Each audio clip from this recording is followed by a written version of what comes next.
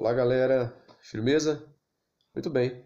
Hoje, então, é o dia aí do segundo vídeo sobre a obra de Adam Smith, A Mão Invisível. Lembrando que esta obra, na verdade, aí são os principais capítulos dessa outra obra, A Riqueza das Nações. Vale lembrar também, pessoal, que no primeiro vídeo nós contextualizamos aí toda a época, não é, em que Adam Smith viveu. Não vamos esquecer que é importante aí entender o contexto, né, da época para então entender melhor a obra, mesmo a obra sendo tão atual, não é? Referência aí no mundo todo, pois ela é aí a base para o capitalismo moderno, para as ideias econômicas liberais, ok? Vale ressaltar também aí, pessoal, não é, que para produzir essa obra, Adam Smith demorou aí cerca de 10 anos, né? Passou 10 anos estudando todo o mecanismo econômico dos países mais ricos da Europa, como a Inglaterra e a França. Vale lembrar também que na França ele teve contato aí com os iluministas, né? De onde acabou absorvendo aí maior parte da sua essência, a maior parte das suas ideias, né? Lembrando que ele já era um filósofo formado, foi professor e também foi reitor, ok, pessoal? Bom, sem mais delongas, vamos então começar a análise da obra, ok? Vamos lá? Olha só, aquilo que constitui o trabalho de um único homem na sociedade, em estágio rudimentar, é normalmente dividido entre vários numa mais desenvolvida. Bom, vale lembrar aí também, né, pessoal, que ele valoriza muito a questão da divisão do trabalho, não é? Vale ressaltar que ele passou boa parte da vida dele na Inglaterra. Então ele viveu o momento da Revolução Industrial e ele vivenciou, né, esse nascimento da indústria, essa divisão do trabalho, né? Se produz muito mais, né? E com valor menor. Então ele diz aí, né? Que a sociedade que ainda um único homem, né? Seria um artesão, faz todo o trabalho ali, ela é rudimentar, se comparada aí àquela sociedade que já divide o seu trabalho, né? No caso, a Inglaterra, por exemplo, vai gerar um maior lucro aí, né? Vai produzir mercadorias mais baratas. Próximo trecho. Pessoal, aqui fica evidente, não é? A ideia dele aí, não é? O mercado ele é movido pelo quê? As pessoas que investem no mercado. Vamos lá. Dê-me aquilo que eu quero e você terá isto que você quer. Eis o significado de cada uma dessas ofertas. E é dessa maneira que obtemos um do outro a imensa maioria dos bons ofícios de que temos necessidade. Não é da benevolência do açougueiro, do cervejeiro ou do padeiro que esperamos o nosso jantar, mas da consideração que eles têm por seus próprios interesses, né? Então lá o açougueiro, o padeiro, né? O cervejeiro, ele não está produzindo para a gente ali por benevolência. E é claro que ele quer algo em troca, não é? Hoje em dia o que seria esse algo em troca? É o lucro, né? É o valor ali que ele obtém com essas mercadorias, não é? Essa então aí, esse foi mais um trecho aí do livro. Vamos para o próximo trecho. A economia política considera como um ramo da ciência de um estadista ou de um legislador. Propõe-se a dois objetivos distintos. Primeiro, prover uma receita farta ou subsistência para as pessoas. Ou, mais propriamente, capacitá-las a prover tal receita ou subsistência para si mesma. Segundo, suprir o Estado ou a comunidade nacional com receita suficiente para seus serviços públicos. Propõe-se a enriquecer tanto o povo quanto o soberano. Então, pessoal, ele cita pouquíssimo, né? Pouquíssimo aí ele vai falar sobre o Estado, o governo, né, interferindo na economia. Então, para ele, a interferência do governo ela deve ser mínima, né? Ela deve ser mínima, olhe lá, né? Primeiro, promover uma receita farta ou subsistência para as pessoas, ou, mais propriamente, capacitá-las a prover tal receita ou subsistência para si mesma. Segundo, suprir o Estado ou a comunidade nacional com receita suficiente para os serviços públicos. Propõe-se enriquecer tanto o povo quanto o soberano. Então, basicamente, o governo na economia, pessoal, ele deve suprir o básico, né? Seria aí o dinheiro para pagar o policial, né? Para pagar o professor, os médicos ali no caso tiver uma saúde pública, tal, é basicamente nisso, né? Agora, na parte econômica, ele deve fazer de tudo aí, né, para facilitar a circulação do dinheiro, das indústrias, do trabalho, né, e tudo mais. E é interessante também falar ali, não é, que ele fala que o governo deve aí criar aí situações para que essas pessoas possam suprir suas necessidades, né? A gente vê olhando por esse prisma, né, basicamente a educação, não é, o investimento aí do governo, ok? Então, minimamente o governo deve interferir na economia, ok? Essa aí é uma como eu disse, né, poucas vezes ele cita o governo, e essa é uma delas, que ele cita assim até um pouco de forma mais ampla, a única vez que ele cita o governo aí, ok? Então isso leva a crer que o governo ele não deve interferir na economia, ou minimamente na economia, não é? Tem que deixar ela de certa forma livre. Vamos lá.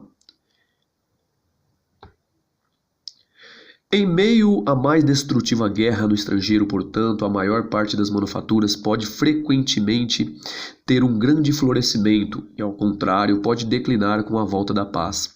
Podem florescer em meio à ruína de seu país e começar a decair com a volta da sua prosperidade. É legal ele falar isso, pessoal, parece meio que ele estava prevendo, né? Se a gente pegar a situação dos Estados Unidos, por exemplo, né? É um país que ele alcançou sua grande riqueza, na verdade, na Primeira Guerra Mundial, né? Ele alcançou essa grande riqueza dele, que o tornou o que ele é hoje, essa potência, não é? E, ao mesmo tempo, isso também provocou crise, né? Quando os países europeus se restabeleceram, se reergueram, ele tinha tanto excesso de mercadoria ali estocada, né, que ele acabou entrando numa crise, né, a crise de 29, né, muito conhecida aí, a crise de 29 dos Estados Unidos. Então isso aqui é interessante, né? Ele está fazendo aí uma previsão do que realmente acontece e aconteceu aí no caso dos Estados Unidos, né? Vamos lembrar, pessoal, que ele escreveu esse livro, está em 1776, ok? Olha lá, não é por causa da importação de ouro e prata que a descoberta da América enriqueceu a Europa. Devido à abundância de minas na América, esses metais ficaram mais baratos. É outra coisa que acontece muito, né, pessoal, que a gente sabe hoje aí no nosso mundo capitalista, né? A maioria das nações hoje são capitalistas de uma forma ou de outra, né? Quando a moeda ela está circulando em abundância, né? Ela acaba ficando mais barata, né? O que acaba provocando crise, inflações, né? Algo terrível, né? Que o Brasil mesmo já presenciou aí na década de 80, né? Final da década de 80, início da década de 90 aí. Mas vamos lá. Até certo ponto a Europa sem dúvida obteve uma real vantagem, embora trivial. A barateza do ouro e da prata torna esses metais, em certa medida, menos adequados a servir como dinheiro do que eram antes. Para fazer as mesmas aquisições, precisamos nos munir de maior quantidade deles, né? É interessante falar isso, né, pessoal? Porque as colônias na época que tinha aí, a grosso modo, dizendo que tinha ouro e prata, né, que tinha muito ouro e prata, era Portugal e Espanha, né? E por incrível que pareça, né, esses países não ficaram ricos, né? Na verdade, eles fizeram a grandeza de outros países, que é no caso aí a Inglaterra, a França também um pouco, não é? Então quer dizer que ter metal precioso no seu país, ter muito dinheiro, nem sempre quer dizer que essa nação ela é rica, não é? Olha só, pessoal, a única vez que ele cita a expressão mão invisível, vamos lá. Ao preferir dar suporte à indústria doméstica e não à estrangeira, ele tem em vista apenas sua própria segurança. Ele quem, pessoal? Vamos lá, está falando do capitalista, da pessoa em si que investe. E ao direcionar essa indústria de tal maneira que seu produto possa ser do maior valor possível, ele tensiona apenas seu próprio ganho. E nisso como em muitos outros casos, conduzido por uma mão invisível para produzir um desfecho que não faz parte de sua intenção. Nem sempre é pior para a sociedade que ela não tenha participado dessa intenção. Ao perseguir seu próprio interesse, esse indivíduo frequentemente promove o interesse da sociedade de forma mais efetiva do que se realmente tivesse a intenção de promovê-lo. Olha só, pessoal, interessante isso, não é? Então essa é a mão invisível, né? O que é a mão invisível? A economia, né, pessoal? O capital, ele tem que ser movido por essa mão invisível, né? O governo não deve direcionar isso aí. Ele deve fazer por conta própria. O que ele busca, né? O que o capitalista busca? Ele busca o lucro, né? Ele busca o capital, ele busca ter algum retorno, de certa forma, ali no seu produto final, não é? E com isso ele vai gerar emprego, ele vai gerar renda e tudo mais. Então essa parte aqui é importantíssima, né? Essa parte aqui, em resumo, ela quer dizer tudo que ele fala aí no livro todo, né? Ele colocou de uma maneira bem geral aqui, ok? Então, galera, eu espero que vocês tenham aí gostado desse resumo, não é? Com os trechos mais importantes aí do livro A Mão Invisível, né?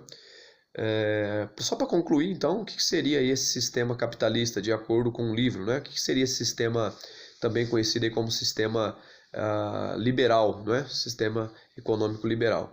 Então é isso, pessoal. O governo ele deve interferir o menos possível na economia, ok? Ele deve cuidar aí da parte pública que cabe a ele, não é?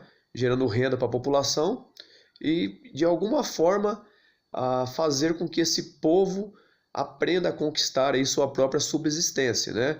Basicamente, a gente olhando por esse lado, é um investimento na educação, né? Para que essa pessoa possa, por conta própria, depois se suprir, não é? Suprir suas necessidades básicas, não é? Ele também cita em alguns trechos a relação da balança comercial favorável, né?